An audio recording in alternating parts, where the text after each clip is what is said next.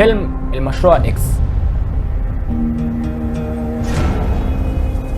بيحكي لك ان الاهرامات مش مجرد مقابر، دي مشاريع ضخمه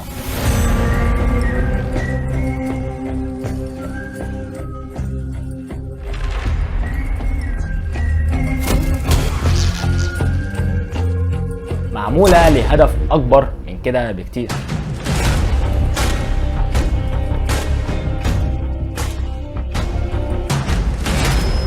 الناس بعد ما اتفرجت على الفيلم طلعت من السينما مندهشه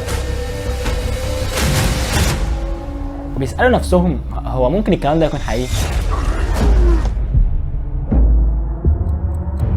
المفاجاه ان الفيلم ما كانش بيهزر 100%. الاهرامات فعلا مليانه اسرار، واللي هقولك عليه النهارده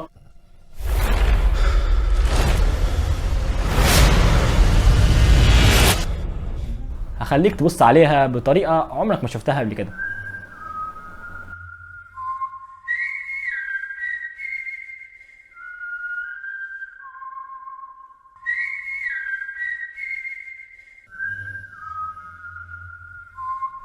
الكتب المدرسيه قالت لنا ان الاهرامات اتبنت عشان تبقى مقابر للملوك، بس فين الجثث؟ لا ده بجد الهرم الاكبر مثلا ما فيهوش ولا موميا، انت متخيل؟ حتى التوابيت اللي لقيناها جواه كانت فاضيه. معلومه جديده عارف، اصل كانك بنيت ناطحه سحاب عشان تحط فيها كرتونه بس.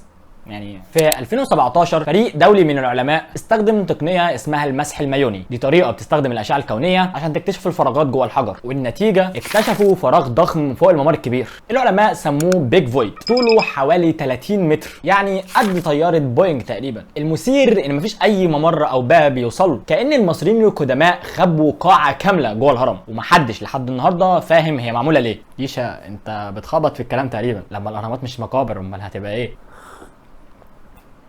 سؤال حلو. في نظريه ودي مش مؤكده بتقول ان الاهرامات كانت محطات طاقه زمان. المياه الجوفيه اللي تحتها كانت بتتحرك وبتولد شحنه كهرومغناطيسيه، والممرات الداخليه كانت ممكن تركز الطاقه دي. مش مقتنع برضه يا عم، استنى انا بقولك مش مؤكده، اهدى شويه. الاغرب ان في اثار كيميائيه اتسجلت جوه بعض الممرات، كأن في تفاعل حصل، كأن الهرم نفسه كان بيشتغل كمعمل كيميائي ضخم في قلب الصحراء. تخيل معايا هرم ضخم مش بس واقف في الصحراء كحجر كده، لكن كأنه قلب الارض بينبض بالطاقه. بس لو معموله عشان تولد طاقه، ليه معموله بدقه فلكيه كده؟ انا نسيت اعزم عليك بكوبايه شاي. اتفضل اشرب، اتفضل اشرب.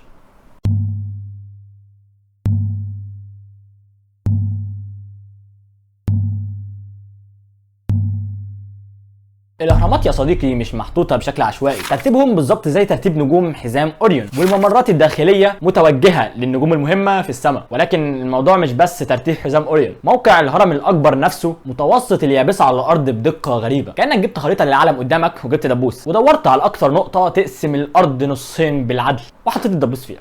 ايوه ده مكان الهرم الاكبر، ايه هي النقطه دي؟ بعض الباحثين شايفين ان ده مستحيل يكون صدفه، وان المصريين القدماء كان عندهم معرفه هندسيه وفلكيه اكبر من اللي متخيلينه. المصري القديم كان شايف نفسه جسر بين الارض والالهه، استغفر الله العظيم، والهرم كان حلقه الوصل بينهم. الملك يموت ويطلع منه دايركت على السماء. لكن في نظريه تانية بتقول ان الهرم ممكن يكون مرسال كوني، اشاره ضخمه معموله مش بس عشان المصريين، لكن كرساله للحضارات اللي في السماء، او حتى لنا احنا بعد الاف السنين. وفي حاجه غريبه برضو، ان الممرات الضيقه جوه الهرم اتصممت عشان تشتغل زي انابيب صوتيه، اي صوت جوه ممكن يتضخم ويتردد بطريقه غير طبيعيه، كان الملك نفسه كان بيتكلم بس بلغه غير بشريه. طبعا اللي جه في دماغك دلوقتي الفضائيين، فاهمك انا والله يعني.